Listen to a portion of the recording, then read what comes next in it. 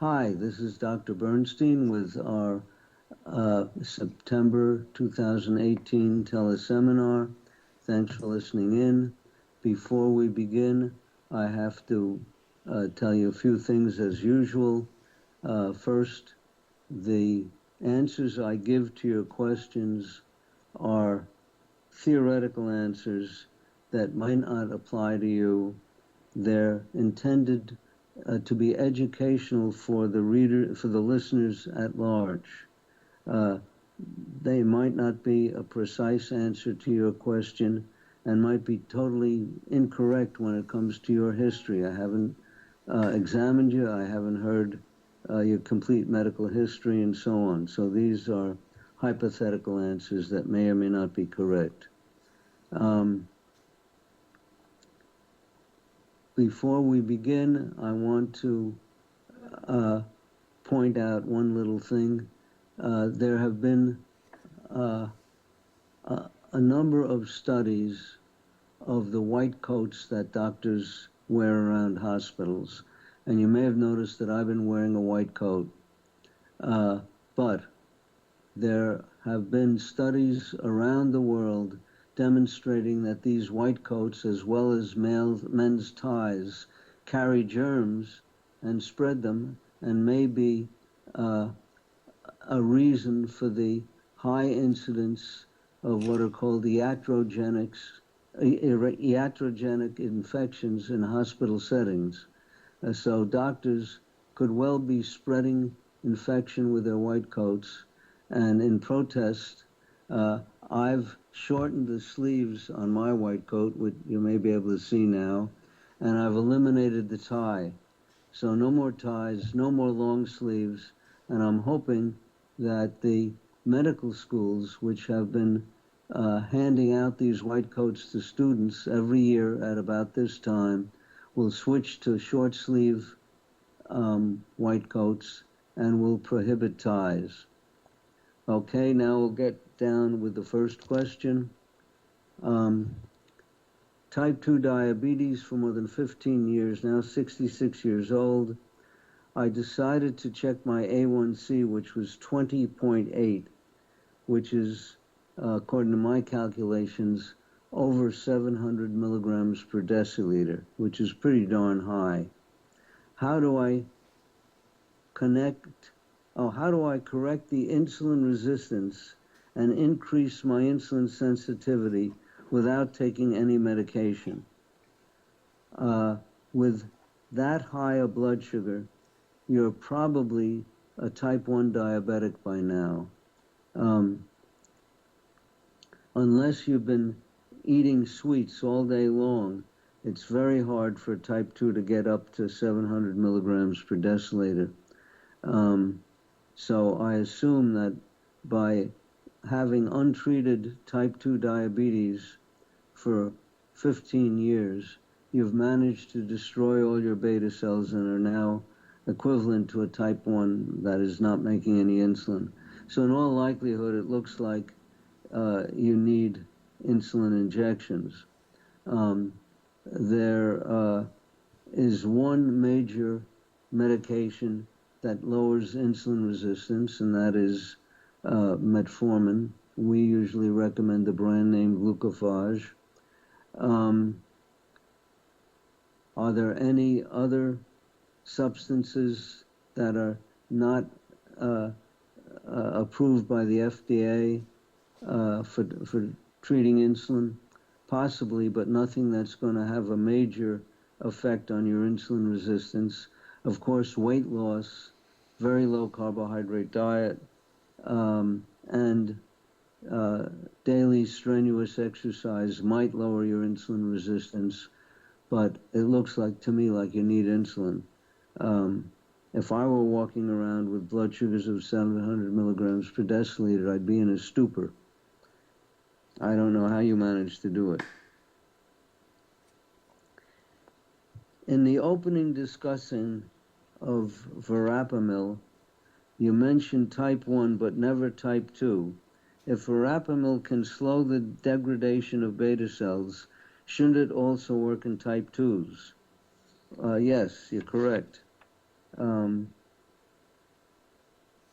Also, you did not mention lactose, which is believed to do this. May I ask why? When I discussed the verapamil, I mentioned that its principal feature for me was that it was relatively benign, almost without adverse effects. The lactose frequently causes fluid retention, so it can be a hazard for people who already have congestive heart failure, and might be something that people with a diabetic kidney disease should avoid. So it also is associated with an increased risk for bone fractures and has been associated with macular edema. So that's an ailment of the eyes. So that's why I didn't mention the lactose. The recipe for the chopped ice, heavy cream, and Da Vinci syrup, I am naive, but how does one chop ice? Well, you can use a blender and drop the ice cubes in one at a time while it's going at high speed. You have to sort of hold the cover of the blender over the blender. You drop it, you lift the cover, drop the ice in, close it, let that get chopped up, then throw another piece, etc. There are special ice chopping machines for making chopped ice for kids, and though you can search for those on the internet.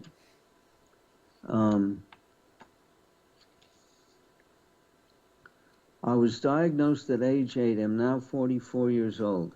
I have areas of lipohypertrophy on my stomach and inner thighs. I have gotten cool sculpting consultations to get rid of it, but every doctor is recommending liposuction for my stomach. What are your thoughts? Well, first of all, I would advise everybody not to inject on their inner thighs. There are a lot of blood vessels there and also a lot of nerves there. It's not an appropriate place to inject insulin, unless you're very fat. If you're very obese, I guess you can inject there, but not for slim people. As far as the lipoatrophy goes, I guess you want it removed for cosmetic reasons. One thing that seems to work but takes a long time is to eat a very low carbohydrate diet, have normal blood sugars, low insulin resistance because you've lost a lot of weight, and then you're injecting much smaller doses of insulin and not encouraging the increase of fat at the injection sites. I don't know anything but about cool sculpting. I think I read somewhere that it doesn't work. Liposuction might work. The other alternative is to wait a long time with very low doses of insulin, and certainly not to inject on your inner thighs.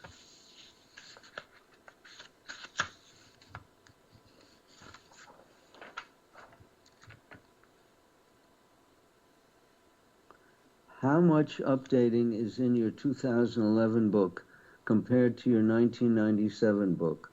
I have the older copy and I'm wondering, should I get the updated copy? Absolutely, there are a lot of updates, or I would not have written the 2011 book. The 2011 book certainly deals with newer medications for type 2 diabetes, which could be pretty important, and also newer medications for reducing carbohydrate addiction. How to manage diabetes with intense exercise like high-intensity interval timing or weightlifting? Well, you'd have to have pretty mild diabetes to rely on just exercise for keeping your blood sugars controlled. That's basically it. I'm a type 1 diabetic. I exercise high intensity, not interval training, but I do high intensity weightlifting. I use a system described in my book, which is called the slow burn, and it's described in my book, so you could find it there. I also do high heart rate exercise, where I use an elliptical machine to get my heart rate above my theoretical maximum. Theoretical maximum right now, I think, is 158 beats per minute, and I get it up to 160. I can't stay there very long because it's uncomfortable, but I believe that this keeps the arteries pretty clear. Again, it doesn't make control of my diabetes easier. It makes it more difficult because I have to take glucose while I'm exercising to keep from dropping too low. But I inject insulin. If you're a type 2 diabetic and not on insulin, it might help a little bit with your blood sugars.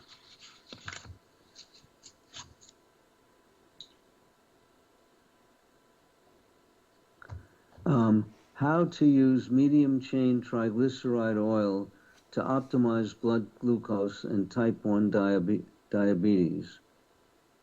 With intermittent fasting, I had great results, but wanted to know your thoughts about the MTC oil and carb combination.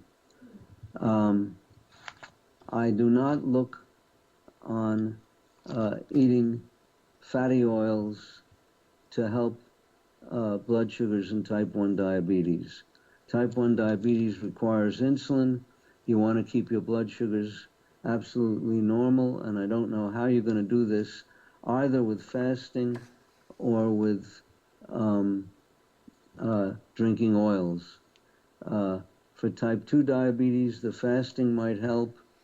I question whether drinking oils is going to make any difference at all.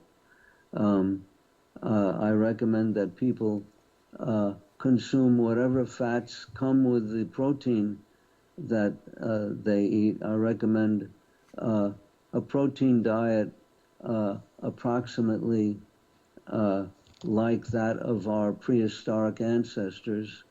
Of course, we don't know exactly how much they ate per day. I think it depended in part on how much exercise they got and how old they were.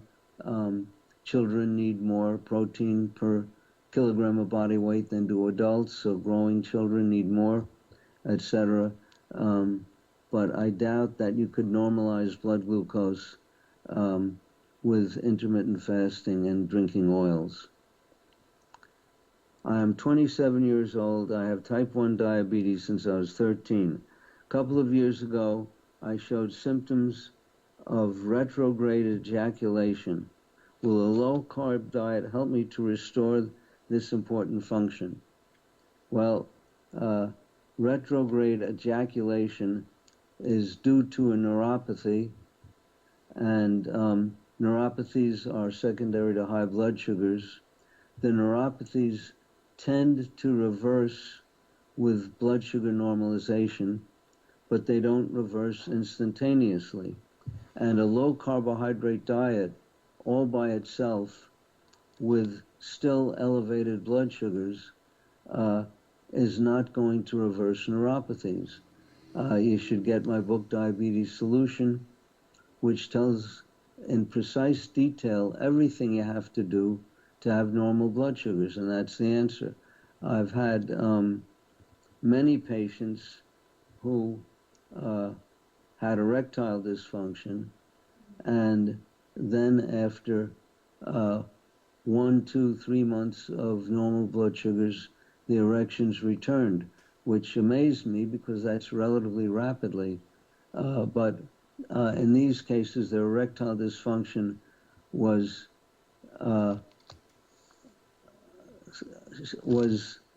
not total. They would get erections, but not for a long enough period to copulate. So the erectile time got extended when they normalized their blood sugars. But again, it took several months for this to occur. 28-year-old diabetic for 16 years. Recently, I try to have a good amount of fat, a moderate amount of protein, and low-carb intake. Now, this is not my ball game. I like not going after fat, not drinking oils, not deliberately eating chunks of fat. It serves no purpose. I do think that people in our society do not get enough protein, and this may be very true of people with diabetes. My sugar levels are under control now and had to reduce my daily insulin dose, but I am wary of this high-fat diet since I don't have natural pancreatic enzymes and only take it via tablet. That she's taking enzymes by tablet. So she certainly shouldn't be loading up on fats. This diet has helped control my diabetes, but considering my insufficiency of enzymes, should I continue this diet, or should I just increase the number of these enzyme tablets and continue with the diet? I would say that do what I do. I don't deliberately go after fat. I eat protein from many sources, and most of these sources have fat along with the protein.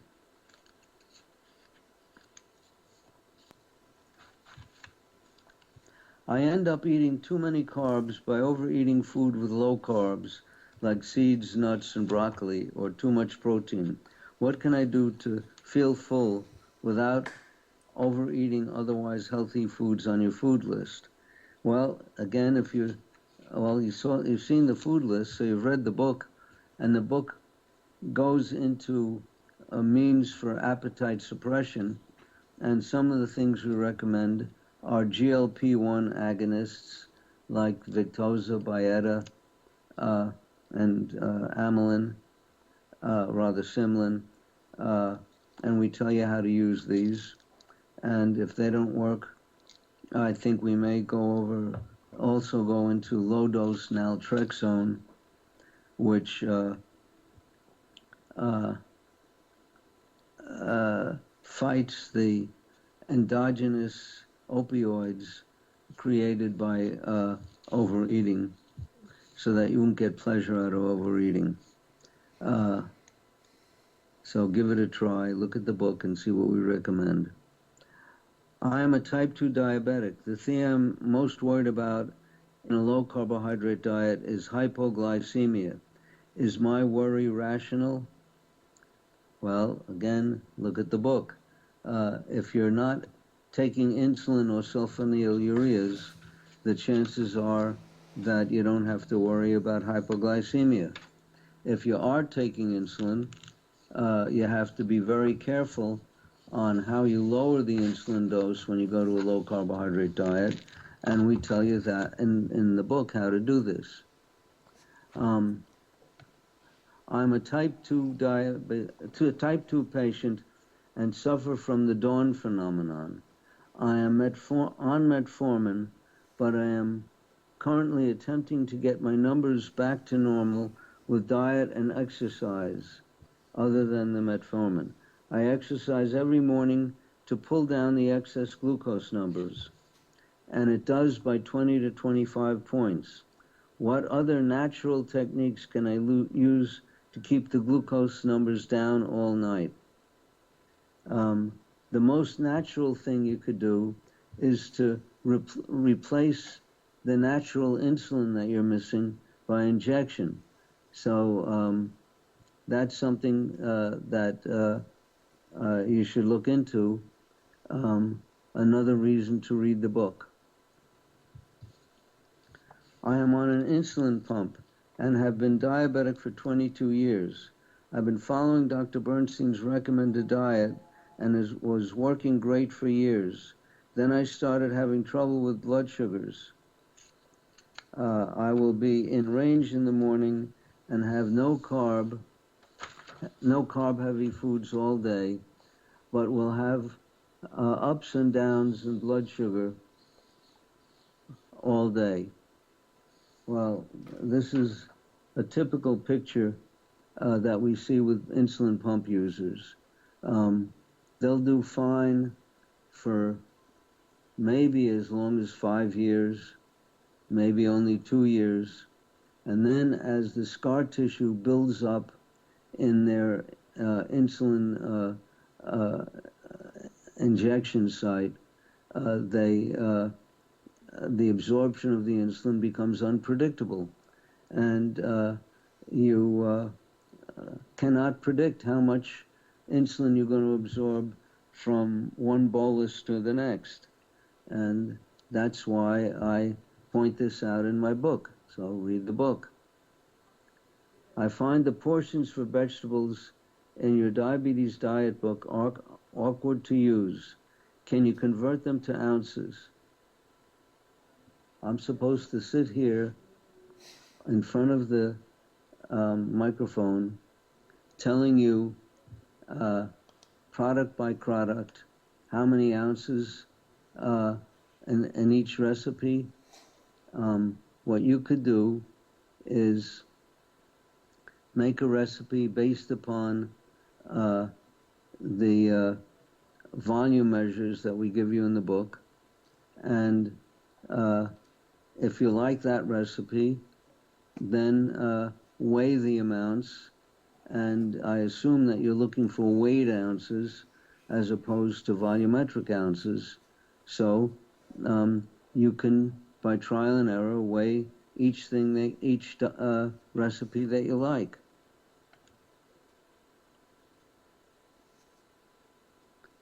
I'm 68, male, type 2. My question is about insulin and weight gain. My weight is slowly going up, about 5 pounds over the last 2 to 3 years.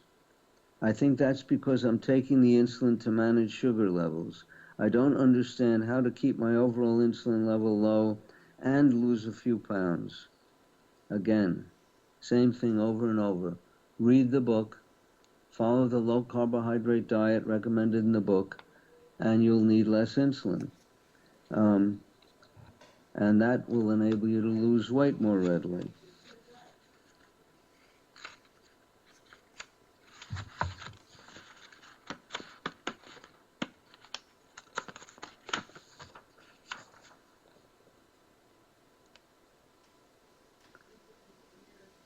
I have a problem with heavy callus growth on my feet. It is very serious and equally vexing. What can I do? Well, you can, first of all, your shoes may be too tight. So depending upon where the callus is located, you may need wider shoes. If the callus is on the bottom of your feet, it could be because you have what's called the intrinsic minus foot deformity of diabetes caused by high blood sugars. It's caused by a motor neuropathy, and that tends to give you calluses on the plantar heads on the bottom of your feet. And there, the game plan is to use orthotics in your shoes to transfer your weight from your metatarsal heads to your arches. And this requires either visiting a pediatrist to order arch supports, or going to a Pete Orthic store that sells custom-made shoes or shoes that can accommodate orthotics.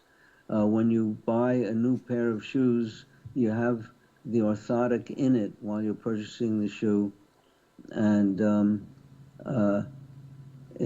I probably should give a whole lecture on the use of orthotics, the posting of orthotics, and so on. I actually keep an inventory in my office of all different sizes of orthotics. And although I'm not a podiatrist, we see so many foot deformities in diabetics that I have a whole supply of posting materials that I glue on the underside of the orthotic to transfer the pressure from one part of the foot to another. Usually we're moving the pressure to the arch. We sometimes just stretch shoes. We have shoe stretchers.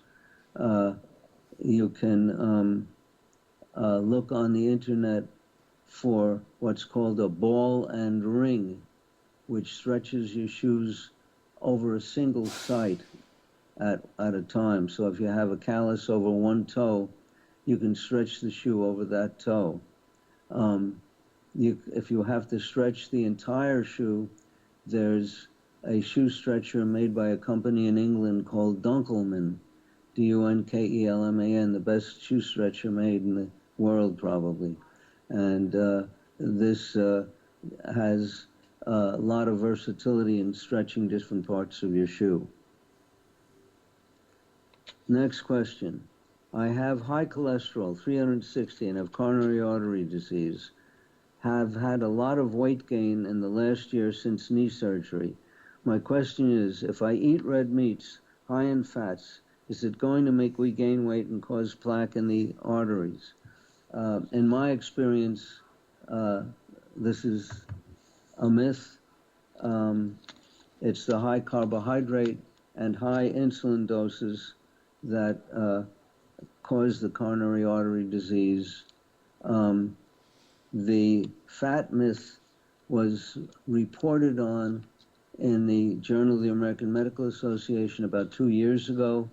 And when I discussed it, I cited the particular article so that you could get copies, but it really amounted to bribery of researchers and institutions by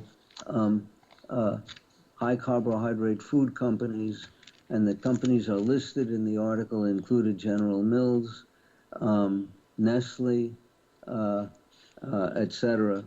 And people actually accepted bribes to put the blame, researchers to put the blame on fats instead of on carbohydrate.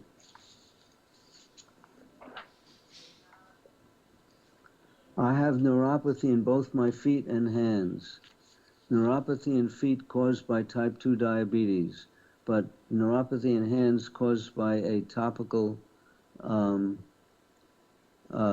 cream prescribed by a doctor.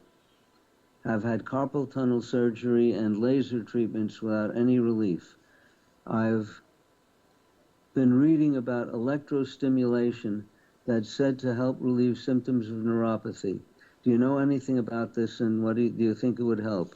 Electrostimulation is called TENS, T-E-N-S, and it's meant to relieve certain types of pain, usually musculoskeletal pain. I question whether it will relieve neuropathic pain, and I doubt that it will cure neuropathies. What does cure neuropathies in diabetics, diabetic neuropathies, is normal blood sugars. In a normal young person, let's say a 21-year-old person without diabetes, injured nerves regrow at the rate of 1 millimeter per day. In older people who have high blood sugars, they might not regrow at all. But once you normalize blood sugar, they do regrow, maybe at a slower rate than in a young person. But if you keep the blood sugars absolutely normal, for an extended period, neuropathies caused by high blood sugars do reverse. The TENS, in my experience, does not reverse diabetic neuropathy.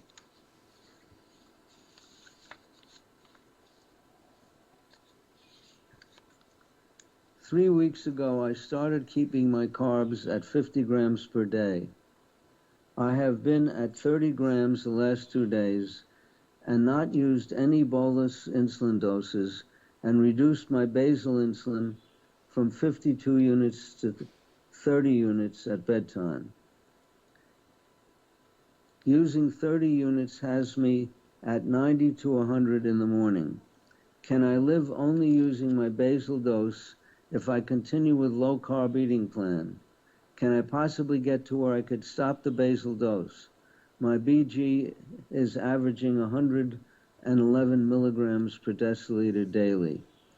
Well, first of all, 30 units of basal insulin is a high dose and suggests to me that you may be overweight and therefore insulin resistant.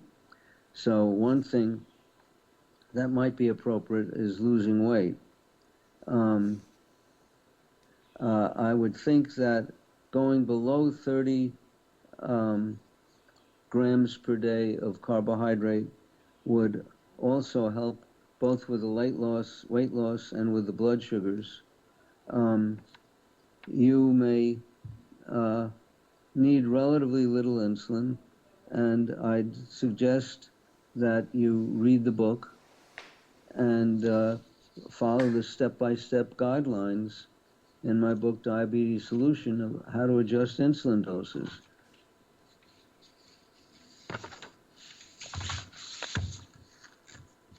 I was diagnosed with diabetes at age 25. GAD, that's an antibody, was negative, and C-peptide, which is a measure of how much insulin you're making, was 0.01, which is low but present. First of all, I should point out that C-peptide should never be measured by itself. You always have to measure blood glucose with it. Because what if you have a type 1 diabetic who wants to know, is he making any insulin? But his blood sugar is 70. Well, for a blood sugar of 70, the body doesn't need to be making insulin. So it'll turn off probably all of its insulin production, and your C-peptide will be less than 0.1, equivalent to 0.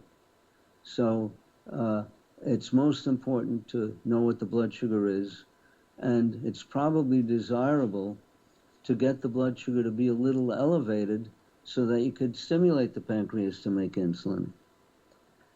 Some doctors told me I was type 1, whereas some are doubtful. I don't have any history in my family and not overweight. How can I confirm whether I am a type 1? I don't think that it's important to know, to give a name to the type of diabetes you have. What's important is keeping blood sugars normal. And we have people who make insulin antibodies, children, slim children who had ketoacidosis. I spoke to one family today where the child, by putting a child on a low-carb diet, giving him only 1 unit of Tresiba as basal insulin and 1/4 of a unit of insulin for one of his meals, he's walking around with normal blood sugars. Now, but he's still a type 1 diabetic. And calling him a type 2 because his blood sugars require so little insulin doesn't have any meaning. Likewise, I have plenty of type 2 diabetics who are getting 30 times the amount of insulin that this little kid is getting, but they're still type 2s. So it doesn't matter what you call them. The important thing is to give the proper treatment. And the proper treatment is based on what are the blood sugars under what circumstances. Is it typical for diabetics to have halitosis, that smelly breath? And I would answer no. However, it is very common for diabetics to have mouth infections like root canal infections, periodontal disease, etc. It's common because they have elevated blood sugars. Diabetics who have normal blood sugars don't get these ailments, in my experience. So that answers that part of your question. I'm type 2 for 24 years. I'm 74 and don't chew gums or mints. Is there a better way to get rid of this problem? Well, first of all,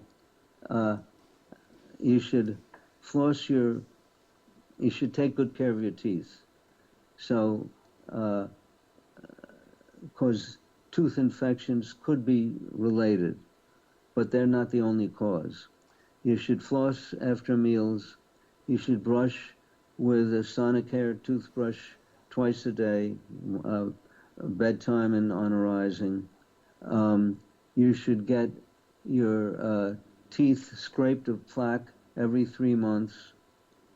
You could take ubiquinol, which is the modern form of coenzyme Q10, 100 milligrams of ubiquinol per day, and have normal blood sugars.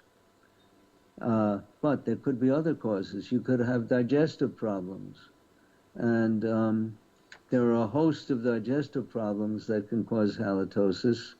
So you might want to visit a gastroenterologist. You might want to just ask your dentist if he knows of anything that you're doing or eating that could be causing the halitosis.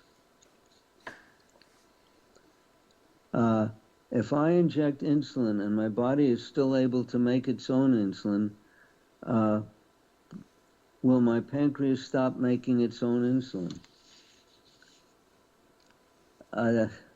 It's sort of a good question, but you're not going to destroy the pancreas by injecting insulin.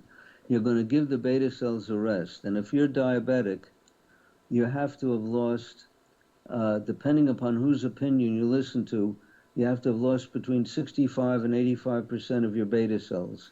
Well, let's say that, and that's what happens before you start showing elevated blood sugars. So let's say you've lost 80% of your beta cells. That means each remaining beta cell is making only, is forced to make 5 times as much insulin if they're keeping your blood sugars normal. So that overwork 5 times the activity can destroy beta cells.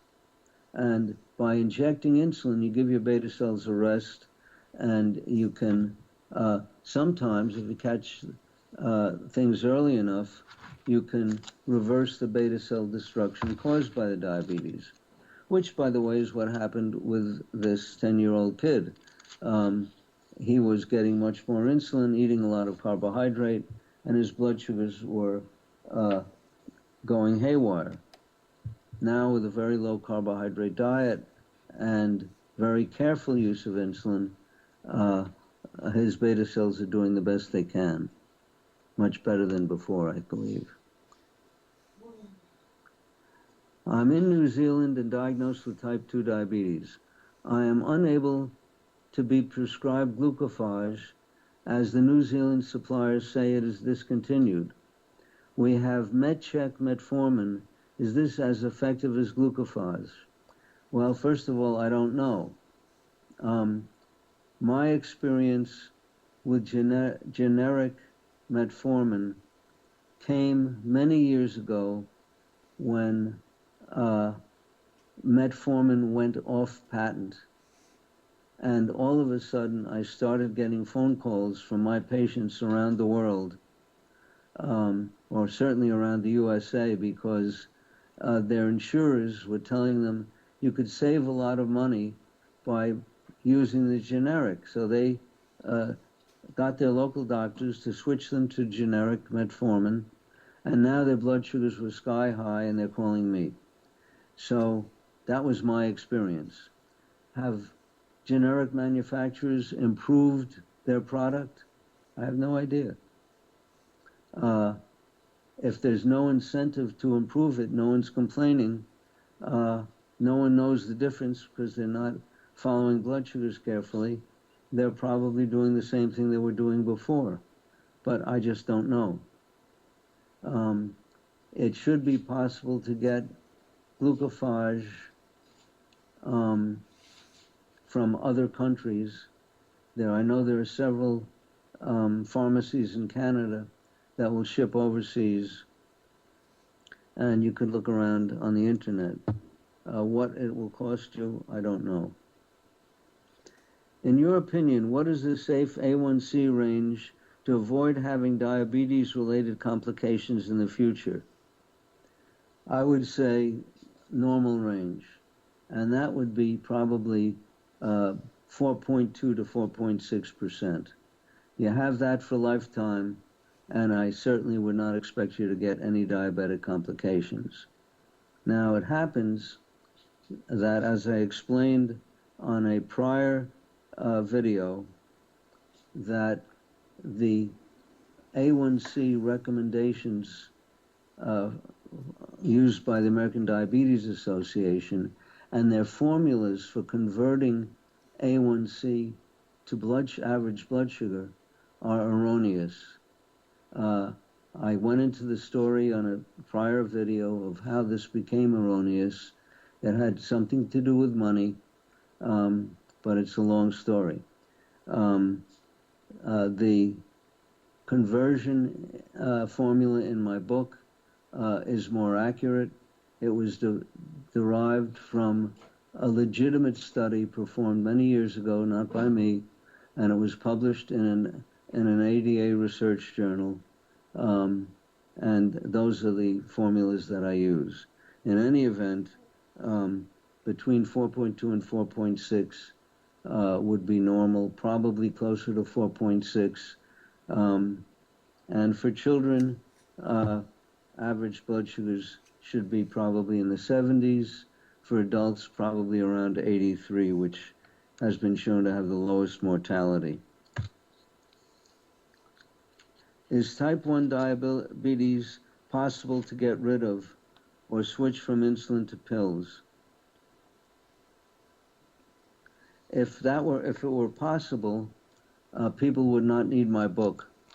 The book would go out of business, and it's still a bestseller, and we still need injected insulin.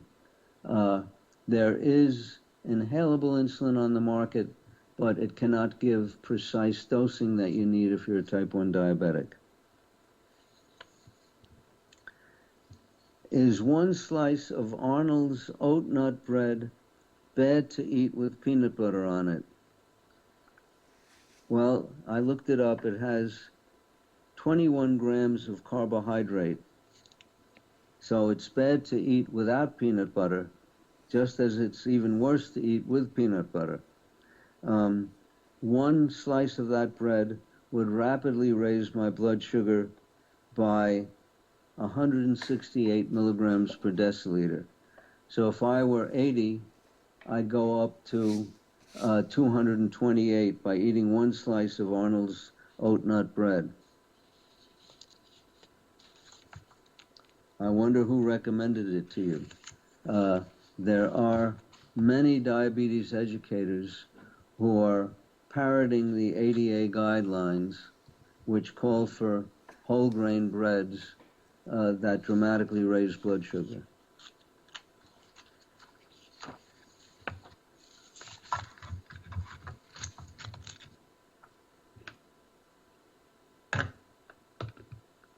Looking for insights to reduce volume of insulin used by our 16-year-old who was diagnosed type 1 last year. Doctors just keep telling her to eat more carbs to avoid exercise-induced lows. Well, here's another person who should be reading my book.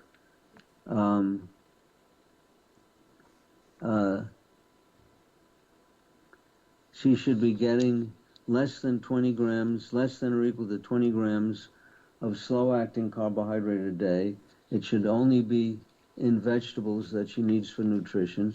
The only reason for putting carbohydrate in your diet is to get the nutrition that you can get out of vegetables. If she's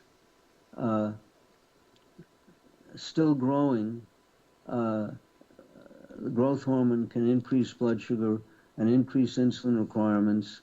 So giving her glucophage, which is the brand of metformin that we recommend, might reduce her insulin requirements and also help stabilize her blood sugars.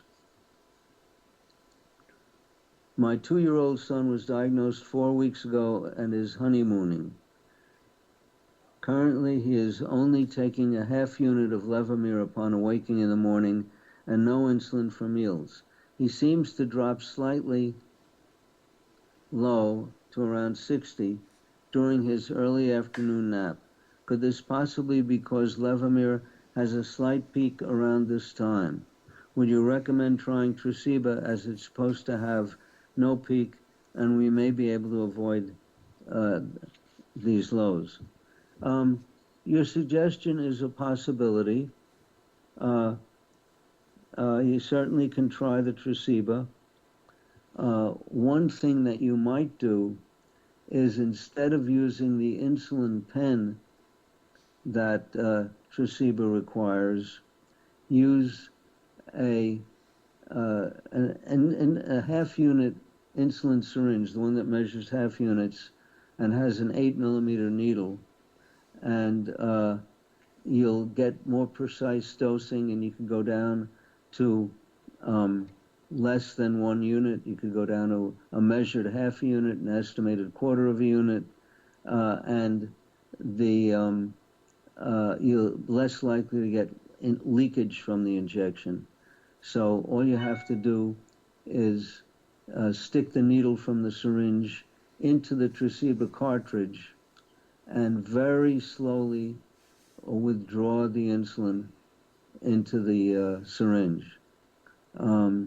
If you don't do it slowly, you might get a bubble and have to do it over again.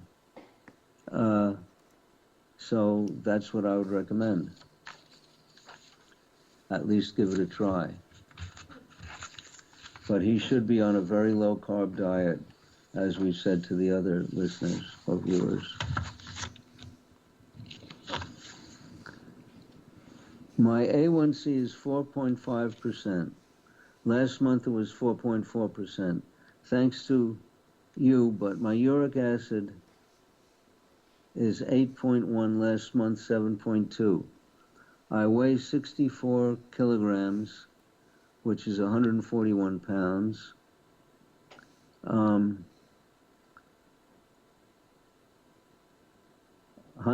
28 years old, drink 2 liters of fluid daily, and that would be about 2 quarts.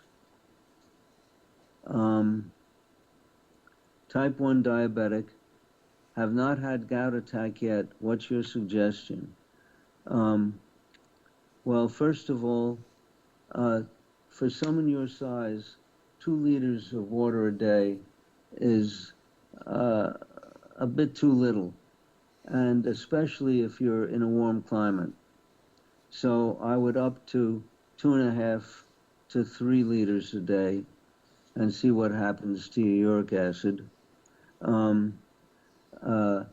You should avoid organ meats, which tend to raise uric acid levels. And you might want to visit a rheumatologist who's familiar with gout, even though you haven't had symptoms of gout yet.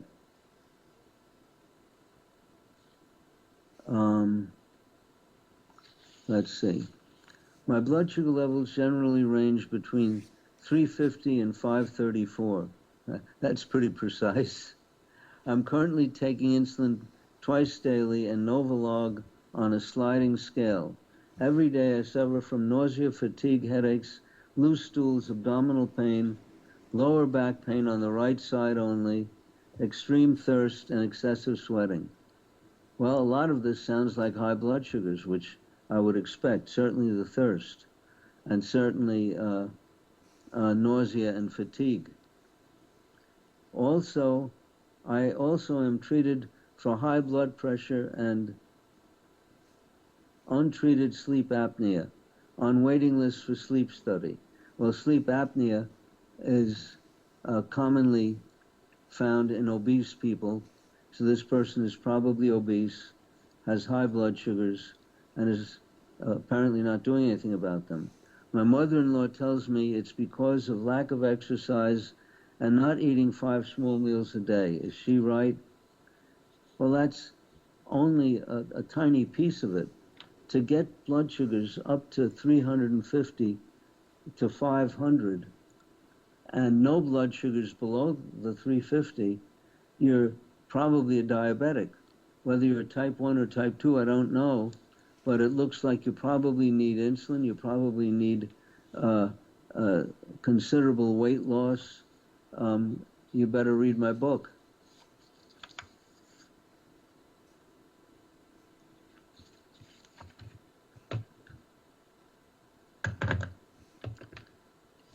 My daughter is 22 and just diagnosed diabetic. She currently weighs 100 pounds, down from 118 4 months ago. Serum glucose was 450. That would certainly be type 1. Significant past history is great difficulty maintaining weight and has taken in about 3,200 calories a day for the past 5 years. Doctors said just eat anything, so carbs are a big part of her diet. Can she get enough calories on your system? Do you think the carbs caused her diabetes? Well, the rapid weight loss, I'm sure, was secondary to the high blood sugars. Now, could she be having high blood sugars for years? I just don't know.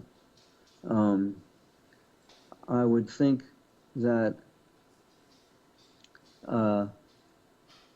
the most important thing right now is get her blood sugars normalized, not increase the carbohydrate but cut way back, because when you have high blood sugars, you're peeing away calories. You're breaking down your muscle mass.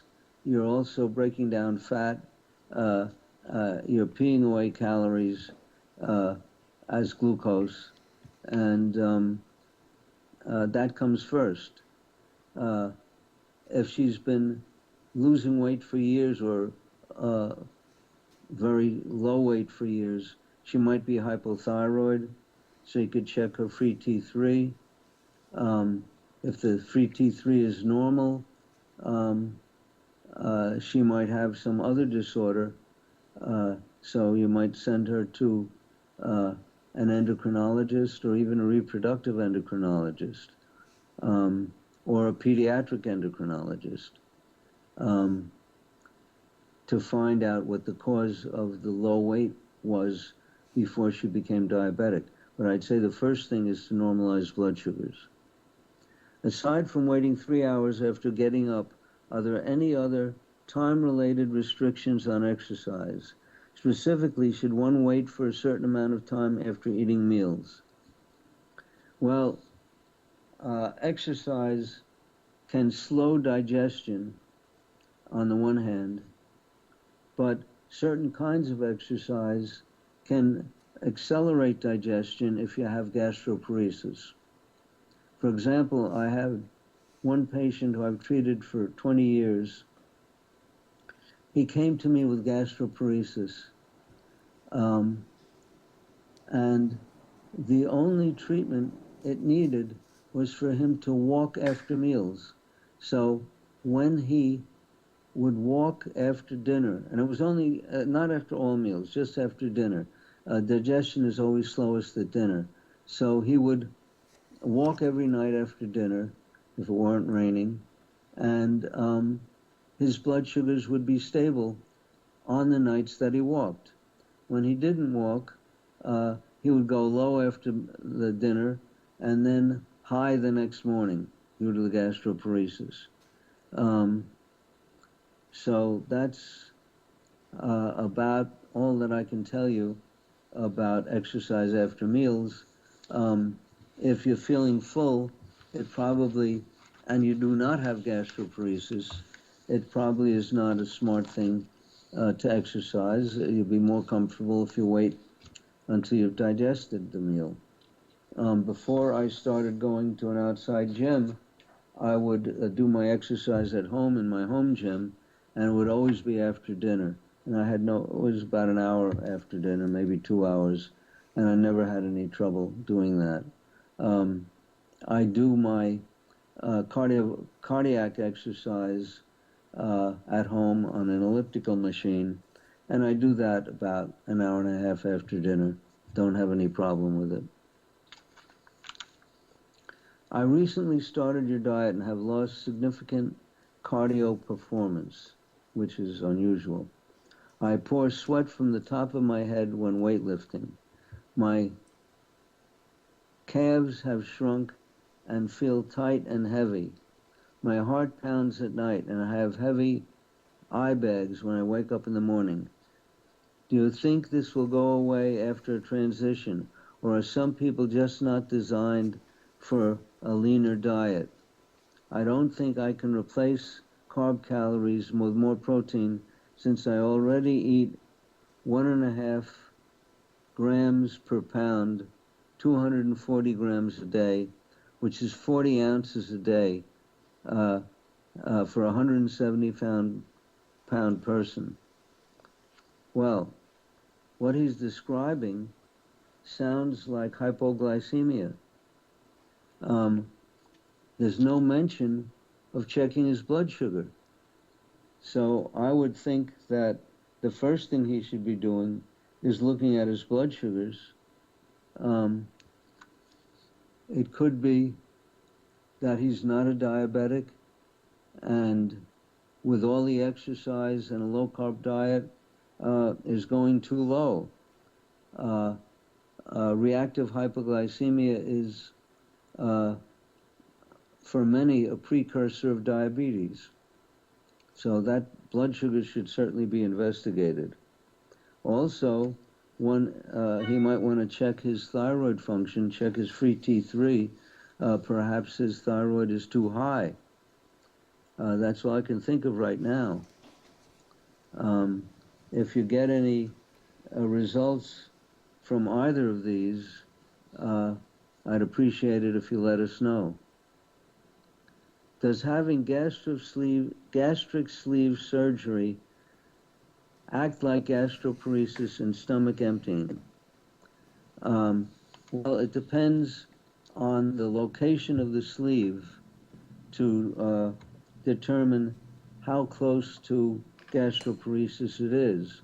The closer it is to the bottom of the stomach, to the lower, to the pylorus at the bottom of the stomach, the closer the symptoms will be to that of gastroparesis.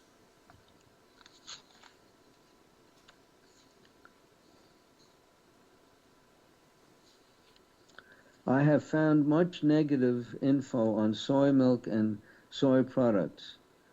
Is it okay to use unsweetened almond milk or almond flour instead? I would say yes, but fit it in with a meal plan that fits the guidelines that are specified in my book.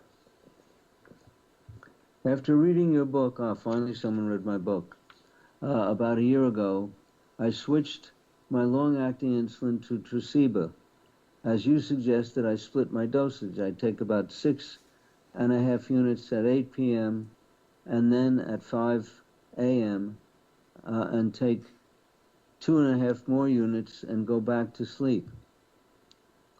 6 units isn't enough, as I rise by 11:30 p.m. and 6.5 per night always has me up covering lows all night long. Well, first of all, in my book, I do not recommend that you have the Tresiba at 8 p.m. and 5 a.m. I usually suggest that everyone take their evening Tresiba at bedtime. So that's the first thing you might want to do. If you go to bed at 11:30 at night, that would be the time to experimentally try the Tresiba and see what happens. So I would take it, say, at 11:30 p.m. and 4 a.m. See what happens. Can certain medications taken for heart disease cause high blood sugar levels? Yes. Statins and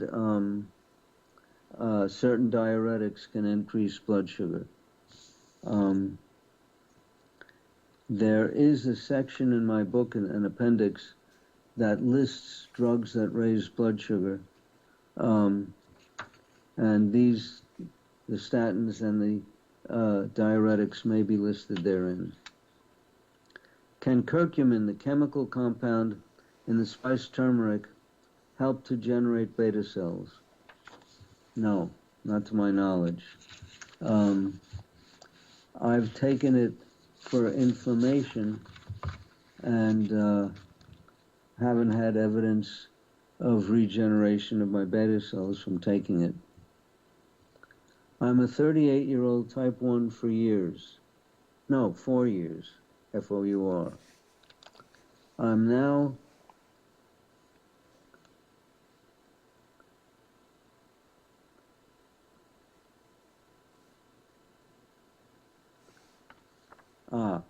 taking Ryzodec, and I feel like the introduction of this insulin has only made management harder. Any suggestions? Ryzodec is a mixture of Tresiba and Novolog. Makes no sense. It's one of these concoctions that industry does to be able to get a new patent. When something goes off patent, they tend to create concoctions that are patentable. They don't have to work or do any good, but if they're different from what was there before, you could frequently get a patent. And that prevents you from getting competition. There's no sense in this combination. In fact, I would consider it hazardous. I would suggest that you read my book and go into the type of insulin dosing that we have in the book, which is basal bolus dosing.